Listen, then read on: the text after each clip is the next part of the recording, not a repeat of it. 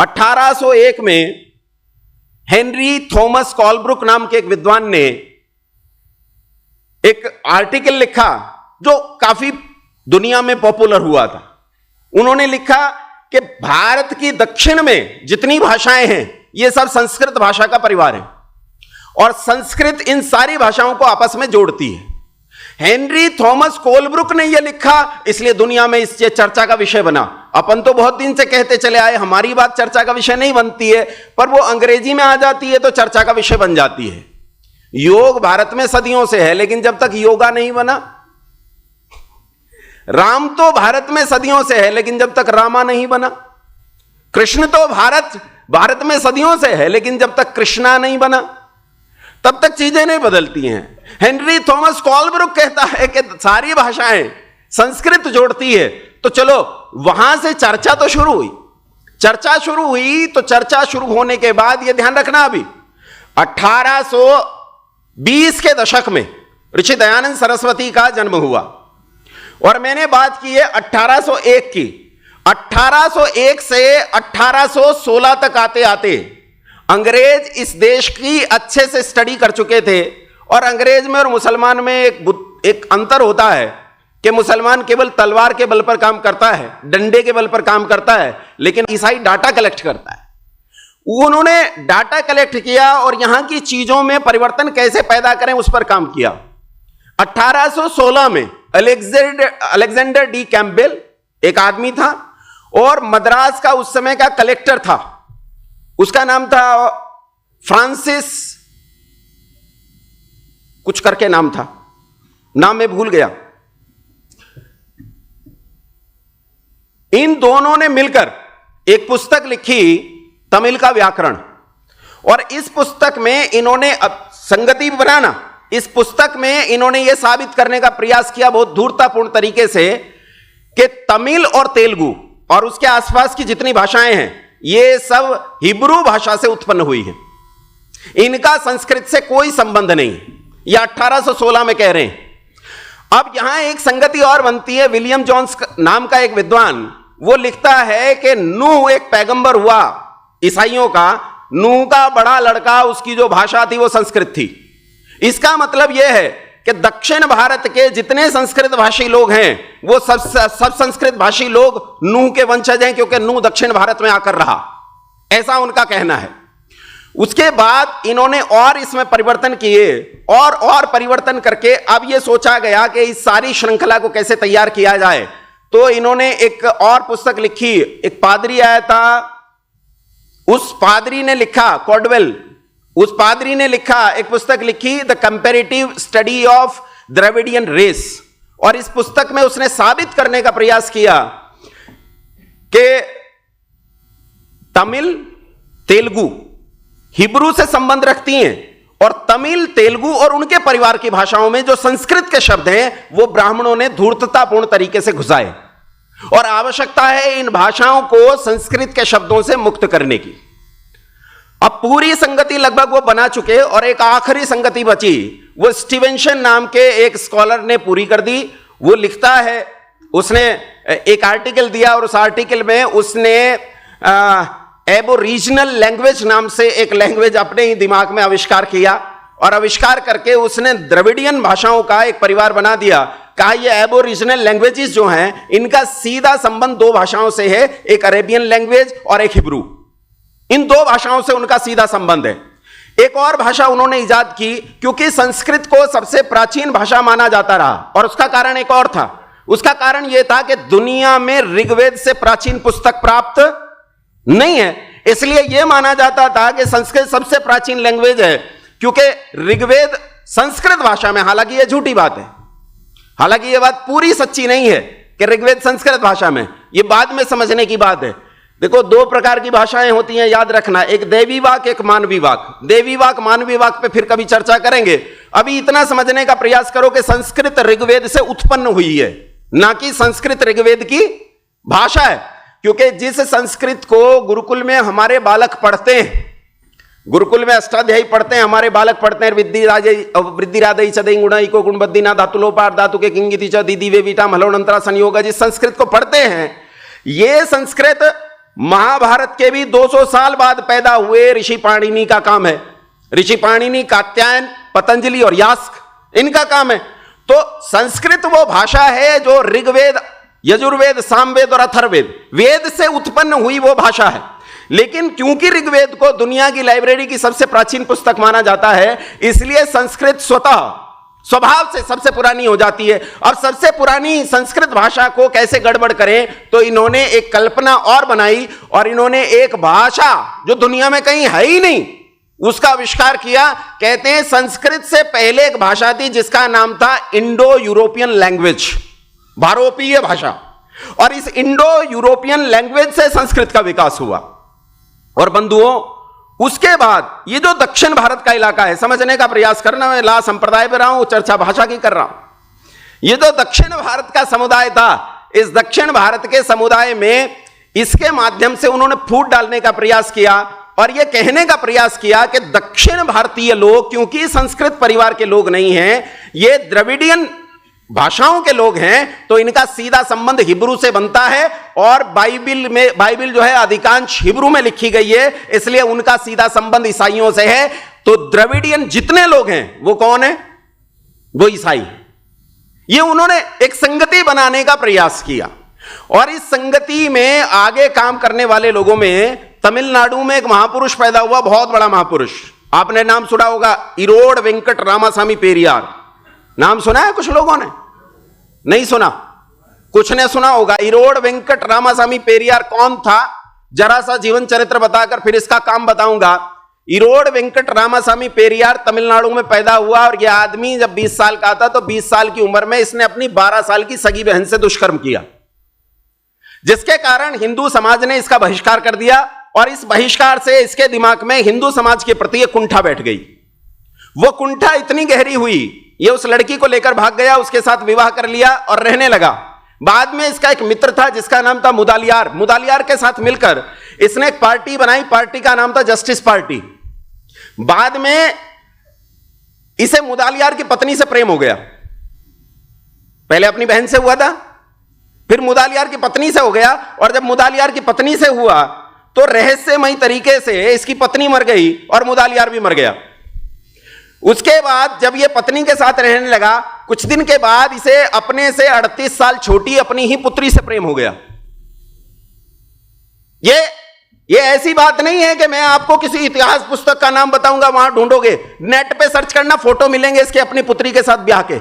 हाथ में पेशाब की थैली लेकर फोटो खिंचा रखा है जब ब्याह कर रहा है अपनी पुत्री के साथ, शादी कर रहा है अपनी पुत्री के साथ। 75-80 साल की उम्र में अपनी ही पुत्री के साथ विवाह किया, जिससे जस्टिस पार्टी टूट गई। जस्टिस पार्टी के 3 धड़े बन गए और उनमें से एक धड़ा इस समय शासन करता है एक प्रदेश में, वो क्या डीएम के नाम है पार्टी का? मेरा राजनीति से संबंध कम है इसलिए पार्टियों के नाम याद नहीं रहते। डीएम के नाम की एक पार्टी बनी, और क्या नाम था नेताजी का, जो बाद में पिटे भी थे? करुणानिधि। और करुणानिधि के पुत्र का क्या नाम है? और स्टालिन के पुत्र का नाम क्या है? उदयनिधि स्टालिन। और उदयनिधि स्टालिन ने अभी पिछले दिनों इस देश में एक सम्मेलन किया। सम्मेलन का नाम था सनातन धर्म का अंत। यही सम्मेलन जिसका था इससे कुछ दिन पहले अमेरिका में हुआ, द एंड ऑफ सनातन धर्म के नाम से, जो का त्यों। और एक भयंकर साजिश इस देश में इस चीज को लेकर चली। आपकी कुछ छोटी छोटी गलतियों को पकड़कर इन लोगों ने अपनी कल्पनाओं को रचकर आपको जमीनदोज करने का प्रयास किया। भारतीय जनमानस में उस काल में जब मैंने 19वीं शताब्दी की बात आपसे की, 19वीं शताब्दी में इस देश में बाल विवाह का प्रचलन था। बोलो हां के ना? मुंडी हिलाओ यूं, मुझे पता चलेगा तुम जिंदा लोग बैठे और सुन रहे हो मेरी बात, है ना? बाल विवाह का उन दिनों प्रचलन था, छोटी छोटी कन्याओं का विवाह हो जाता था। और बाल विवाह का प्रचलन भी डर के कारण हुआ था, लेकिन फिर भी एक कुरीति थी और इस कुरीति ने जन्म लिया। इस कुरीति का परिणाम यह था कि लड़कियां छोटी उम्र में विधवा हो जाती थी। बाल विवाह का प्रचलन था और विधवा विवाह का प्रचलन नहीं था। लड़की को सिर घुटाकर लाल नीले, वो नीले काले या सफेद कपड़े पहन के जीवन भर एक कुटिया के अंदर अपना जीवन बिताना पड़ता था, जहां वो अंधेरे में रहती थी, किसी को मुंह नहीं दिखा सकती थी। ये लड़कियां काशी चली जाती, हरिद्वार चली जाती, या उज्जैन चली जाती, या ऐसे ही किसी प्रसिद्ध धार्मिक स्थल पर जाकर वहां अपना जीवन यापन करती, और वहीं से धर्मांतरण का दुष्चक्र शुरू हुआ। दुष्चक्र शुरू हुआ वेश्यावृत्ति का, दुष्चक्र शुरू हुआ हर उस बुराई का जिस बुराई ने भारत की जड़ें काटना शुरू कर दिया। भारत में जो हिंदू समाज था, इस हिंदू समाज में से अगर एक आदमी बाहर चला गया तो उसके वापस आने का कोई रास्ता नहीं था। अगर किसी ने गलती से किसी मुसलमान के घड़े का पानी पी लिया तो वो हिंदू नहीं रहा। तू जा भैया, तेरा हमारा कोई संबंध नहीं, तू गया, अच्छा गया तो गया, वापस आने का कोई रास्ता नहीं है ही नहीं वापस आने का रास्ता। किसी ने विवाह कर लिया, एक हमारे बड़े प्रसिद्ध विद्वान हैं डॉक्टर विवेक आर्य, उनका एक संभाषण में सुन रहा था, उन्होंने एक छोटा सा कथानक बताया। कथानक आपको बताता हूं। इस देश में एक बड़ा क्रिकेटर हुआ कपिल देव, नाम सुना होगा कपिल देव का। ये पाकिस्तान से थे कपिल देव जी। कपिल देव के चाचा ने किसी मुस्लिम कन्या से विवाह कर लिया, और जब मुस्लिम कन्या से विवाह कर लिया तो वहां के समाज ने उसे हिंदू समाज से बाहर निकाल दिया। उन्होंने बहुत हाथ जोड़े, पैर पकड़े, गिड़गिड़ाए कि भैया हमें ले लो, इसे भी ले लो, लेकिन कोई लेने को तैयार नहीं हुआ, और अंततोगत्वा उन्हें मुसलमान बन जाना पड़ा। वो मुसलमान बन गए और वहीं रहने लगे। 1947 में जब पार्टीशन हुआ तो कपिल देव के पिताजी ने उनसे कहा कि भारत चलो। उसने कहा भैया तुम जाओ, मैं तो पाकिस्तान में ही रहूंगा अपने बच्चों को लेकर। वो वहीं रहे। बाद में भारतीय अखबारों ने खबरें अच्छे से छापी थी कि कपिल देव जब वहां खेलने गए तो अपने चाचा के बच्चों से मिले थे जाकर। हमारे यहां से निकलने की परंपराएं थी, लेकिन वापस आने की परंपराएं नहीं थी। हमें बहकाया और तोड़ा जाता था किनके नाम पर? आध्यात्म के नाम पर जो कुरीतियां फैली हुई थी। अधर्म ऐसा बन गया था कि उसने दर्शन का स्थान ले लिया था। दर्शन कहीं लुप्त हो गया था, दर्शन था ही नहीं। ऐसी कुरीतियों ने समाज में घर कर लिया था, जिन कुरीतियों के कारण समाज को बुद्धि ही लगभग नष्ट हो गई थी। ऐसे काल में, ऐसे अंधकार के काल में, जिस अंधकार के काल में हाथ को हाथ दिखाई नहीं देता था। जानते हो, आप ये सोचते होंगे, बहुत सारे लोगों का नाम सुनकर आपको लगता होगा कि अरे बाप रे ये तो बड़े भारी विद्वान रहे हैं, बड़े महापुरुष रहे हैं, लेकिन उन्हीं के भाषण उठाकर पढ़ोगे तो आपके पांव के नीचे की जमीन खिसक जाएगी। आपने नाम सुना है दादा भाई नौरोजी? सुना है? वो अपने भाषणों में कहते थे कि जैसा राज इस देश में अंग्रेजों का आया है, वैसा राज संसार में कभी किसी का आ ही नहीं सकता। सोने का राज है, उत्तम राज है। इसने तो देश को पंख लगा दिए, समृद्धि, संपन्नता, सब चीजें बढ़ रही हैं। इतना ही नहीं, इस देश को आजादी के लिए मंत्र गीत देने वाले बंकिम चंद्र चट्टोपाध्याय, नाम सुना है? गीत सुना है? सुजलाम सुफलाम मलयज शीतलाम शस्य श्यामलाम मातरम वंदे मातरम शुभ्र ज्योत्स्नाम पुलकित यामिनीम फुल्ल कुसुमित द्रुमदल शोभनीम सुखदाम वरदाम मातरम वंदे मातरम। ये जो गीत है, ये गीत लिखने के बाद बंकिम चंद्र जी ने 7 साल बाद एक पुस्तक लिखी। 1857 के इतिहास को नॉवेल के रूप में लिखा, और इस गीत को उठाकर उन्होंने आनंद मठ नाम के इस नॉवेल के भीतर रख दिया। ये पुस्तक इतनी प्रसिद्ध हुई कि आज तक देश के लोगों में देशभक्ति भरने का काम करती है, निसंदेह। मैंने भी जब इस पुस्तक को पढ़ा था तो मन देशभक्ति की भावना से हिलोरे लेने लगा था। लेकिन इसी पुस्तक के अंतिम पृष्ठ को उठाकर पढ़कर देखना, कहता हूं जाना पुस्तक खरीदना, बंगला में है, हिंदी में मिल जाएगी, आपकी भाषा में मिल जाएगी। वो अंतिम पृष्ठ उठाकर देखना, तो अंतिम पृष्ठ पर जब जाकर देखोगे तो वहां अंतिम पृष्ठ पर बंकिम चंद्र चट्टोपाध्याय नायक के मुंह से कहलवाते हैं। जो उसमें नायक हैं वो कहते हैं बस बहुत हुआ युद्ध, हमने मुसलमानों को परास्त कर दिया, अब इस देश को अंग्रेजों की गुलामी की जरूरत है। हा शोक, हा दुर्भाग्य कि गुलामी हमारी जरूरत बन गई। क्या स्थिति आई कि गुलामी हमारी जरूरत बन गई। लेकिन ऐसा अंधकार का काल, जब हाथ को हाथ दिखाई नहीं देता था, ऐसा ज्ञान और अविद्या, जब बुद्धि को कुछ सूझता नहीं था, ऐसे भयानक अंधकार के काल में इस सूर्य ने जन्म लिया जिसका नाम था स्वामी दयानंद सरस्वती। ये वो सूर्य था जिसकी रश्मियों ने न केवल इस देश को अपितु इसके देश के बाहर विदेशों तक पूरे वातावरण को आलोकित कर दिया। ऋषि दयानंद सरस्वती ने उस काल में जब लोगों ने गुलामी को अपना भाग्य मान लिया था, चाटुकारिता में जीवन जीना शुरू कर दिया था। 1857 की क्रांति के बाद रानी विक्टोरिया ने एक पत्र लिखा था और कहा था मैं भारत की प्रजा को वैसा ही मानती हूं जैसे ब्रिटेन की प्रजा है, और जैसे मैं ब्रिटेन की प्रजा की माता पिता हूं वैसे ही मैं भारत की प्रजा की भी माता पिता हूं, और मेरे पुत्र पुत्रियों को कोई हानि पहुंचाई है मैं बिल्कुल बर्दाश्त नहीं करूंगी। और भैया हम तो जानते हो भारतीय लोग तो कैसे हैं, हिंदू लोग कैसे हैं, ओहो बड़प्पन के दो बातें कह दी हम तो नतमस्तक हो गए, दंडवत प्रणाम, अरे मैया मिल गई, आज तक तो मां नहीं थी, आज मां मिल गई, बड़े प्रसन्न हो गए, और प्रसन्न होकर बिल्कुल शीर्षासन कर दिया, सारी बातें मान ली। लेकिन ऐसे भयानक काल में जब ऋषि दयानंद का जन्म हुआ तो ऋषि दयानंद के ग्रंथ के शब्द जस के तस पढ़ रहा हूं, इन्हें इस पत्र के साथ रिलेट करने की कोशिश करना। ऋषि दयानंद ने कहा विदेशियों का राज चाहे माता पिता के समान सुख देने वाला भी क्यों ना हो, तब भी वो भूखे नंगे स्वदेशी राज का मुकाबला नहीं कर सकता, हमें स्वराज चाहिए। संसार को स्वराज शब्द देने वाला इस देश में यही आदित्य जन्मा था। ये वो आदित्य है जो आदि गुरु शंकराचार्य के बाद हजारों साल के बाद उत्पन्न हुआ, और जिसने उठकर घोषणा कर दी कि स्वराज ही हमारे लिए मुख्य है। बाल गंगाधर लोकमान्य तिलक ने इस बात को स्वीकार किया है अपने साहित्य में कि इस देश को पहली बार स्वराज शब्द देने वाला कौन था, स्वामी दयानंद सरस्वती।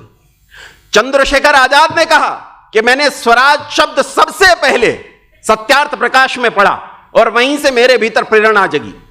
पंडित राम प्रसाद बिस्मिल, नाम सुना होगा आपने, वो व्यक्ति अपनी आत्मकथा में फांसी पर चढ़ता हुआ कहता है कि मैं मिट्टी था, 14 साल की अवस्था में 70 सिगरेट पी जाता था एक दिन में, चोरी करता था अपने बाप के संदूक में से, और हर वो गंदा काम करता था जो कोई व्यक्ति करना नहीं चाहेगा। लेकिन जिस दिन सत्यार्थ प्रकाश ने छुआ उस दिन मैं मिट्टी से स्वर्ण में तब्दील हो गया। ये पंडित राम प्रसाद बिस्मिल ने लिखा। कौन पंडित राम प्रसाद बिस्मिल?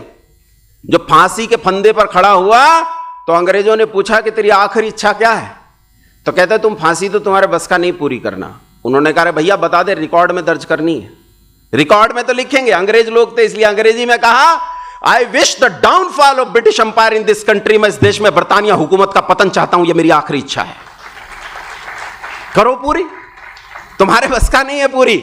और इसी की प्रसिद्ध कविता जो बाद में क्रांतिकारी गाते रहे और आज तक देशभक्त लोग गाते रहे, सरफरोशी की तमन्ना अब हमारे दिल में है, देखना है जोर कितना बाजुए कातिल में है, वक्त आने पर बता देंगे तुझे वो आसमां, हम अभी से क्या बताएं क्या हमारे दिल में है।